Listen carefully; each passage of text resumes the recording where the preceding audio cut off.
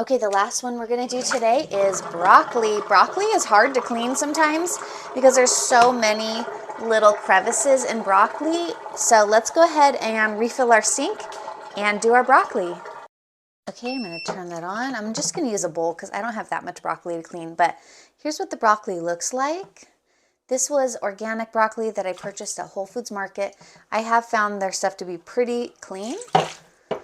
So let's see, this is another, some of the vegetables and fruits like float. So I don't know exactly what you're supposed to do. I just kind of have been trying to put the parts that are the dirtiest on the bottom, but probably I'll move it around a little. Now I'm going to set my timer and walk away.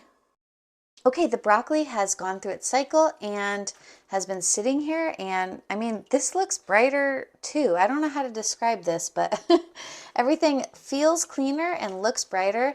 Even my hand that I've been using to pick up all this produce feels like a lot cleaner, and I haven't been like washing with a bunch of soap in between or anything. So that's also another testament to this. Okay, and then let's check out the water. There's definitely like some things floating around in there. But, you know, also I should mention, like I've been saying too, that the produce that I bought is from Whole Foods Market and it is organic. So they probably are already doing their own cleaning as well. And then we're also not dealing with a lot of pesticides because it's organic produce. So if you're not using organic produce and you're buying it from a place that isn't already thoroughly cleaning the produce, this is probably such a must-needed thing. All right, well, thanks so much for joining me in this video. If you've made it this far, please give it a big thumbs up and subscribe to my channel. And if you want to buy one of these for yourself, please let me know in the comments below if you do and how it works out for you.